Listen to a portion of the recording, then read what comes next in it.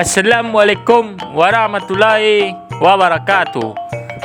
Kembali lagi di channel RRI TV dalam acara Tahu Nak Sanak, acara yang informatif, edukatif dan menghibur. Apa kabar sanak semuanya? Semoga sehat-sehat saja, dan yang sakit semoga cepat diberi kesembuhan oleh Allah. Amin amin ya rabbal alamin. Pada kali ini kita akan membahas tentang syarat-syarat untuk menjadi penghulu atau Datuk Minangkabau, dan pengen tahu apa saja syarat-syaratnya untuk menjadi penghulu atau Datuk di Minangkabau. Mari pantangin video ini sampai selesai. Dan buat sanak yang belum subscribe-lah dulu biar dapat informasi terbaru tentang channel ini. Dan jangan lupa like, komen, dan share sebanyak-banyaknya biar orang lain tahu tentang video ini. Oke, langsung saja kita ke pembahasannya. Berikut ini 12 syarat untuk menjadi penghulu atau Datuk di Minangkabau. Yang pertamanya yaitu beragama Islam. Karena tiang adat di Minangkabau adalah adat Basandi Syarak Basandi Kitabullah Semboyan. Ini merupakan filosofi hidup masyarakat di Minangkabau yang menjadi ajaran Islam sebagai landasan dan pedoman tata pola perilaku dalam kehidupan. Ini dapat dipahami secara sederhana sebagai bahwa adat Minangkabau bersendikan agama Islam, dan agama Islam itu sendiri dasarnya adalah Al-Quran atau Kitabullah. Karena itu bukan orang Minang jika bukan beragama Islam. Karena orang Minang beragama Islam, jika ada orang Minang keluar dari agama Islam, secara otomatis dia telah keluar dari sukunya, dan tidak ada satupun suku di Minang menerimanya sebagai kaumnya. Artinya dia terusir dari adat Minang. Jadi jangan mengaku-ngaku orang Minang jika bukan Muslim, karena orang Minang pasti beragama Islam. Yang keduanya yaitu laki-laki. Penghulu atau datuk harus laki-laki. Ini sesuai dalam Al-Quran bahwa laki-laki adalah pimpinan bagi wanita. Tidak ada wanita jadi datuk Minang. Yang ketiga, baik zatnya.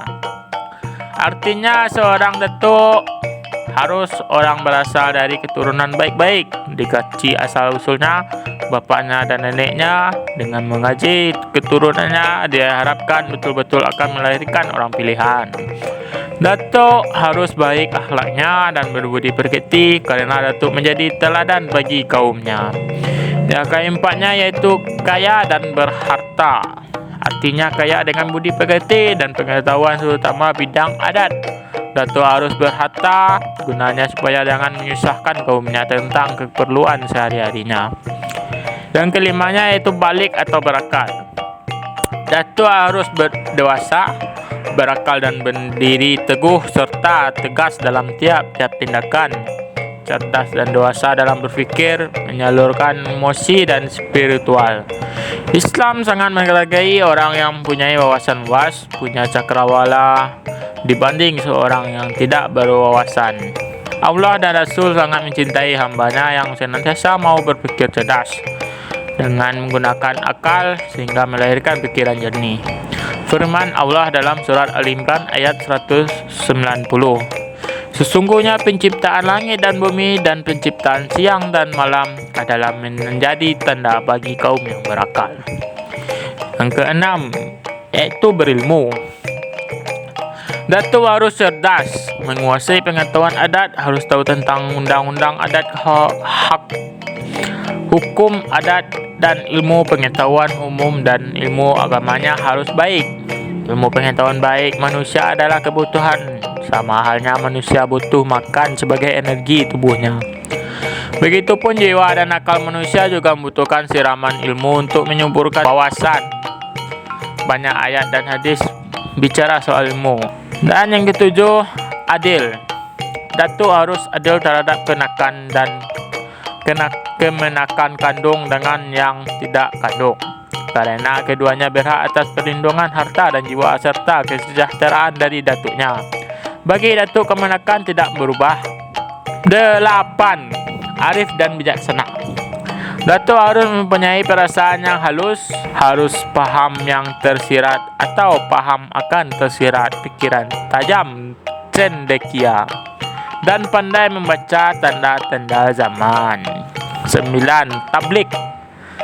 Datuk harus menyampaikan sesuatu yang baik kepada umum, makanya ilmu pengetahuan umum dan agamanya harus luas. Yang 10. Pemurah. Datuk harus murah budi bahasanya, suka menolong, sedia memberi nasihat kepada barang siapa menghendakinya. 11. Tulus. Datuk harus lurus dengan benar dan ikhlas dalam membantu menyelesaikan masalah pada kemenakannya. Dan yang terakhir 12.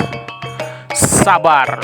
Datuk harus sabar dalam menyelesaikan masalah, berjiwa besar, berpandang luas dan berhati lapang. Berikut ini 4 pantangan Datuk. Yang pertama yaitu marah. Marah adalah pantangan Datuk dalam pergaulan sehari-hari, lebih-lebih dalam kerapatan. Tidak boleh memarahkan muka atau menuturkan kata-kata yang menyinggung perasaan yang mendengar. Yang kedua, menghardik. Datuk tidak boleh menghardik, melainkan harus bersifat lembut dan tenang supaya manis akan tegur sapa. 3. Menyisingkan lengan baju. Datuk tidak boleh menyisingkan lengan baju kerana tidak ada sopan. Penghulu harus senantiasa tertib dalam tiap-tiap gerak atau gerik, kerana Datuk selain daripada menjadi teladan yang baik, harus dihormati anak kemenakan dan disegani orang banyak. 4. Berlari, menjunjung dan memanjat. Selain ini adalah pantangan Datuk jua, gunanya untuk menjaga maruah dan kehormatan diri. Demikianlah bahasan kita kali ini, semoga bermanfaat. Jangan lupa like, komen dan subscribe, share sebanyak-banyaknya biar orang lain tahu tentang channel ini. Jika kalau ada salah kata, kami mohon maaf. Jangan lupa follow juga medsos di bawah ini, dan jangan lupa doakan saudara-saudara kita yang ada di Palestina supaya diberi kekuatan untuk melawan Zionis jahanam. Dengan ini kami akhiri dengan wassalamualaikum warahmatullahi wabarakatuh.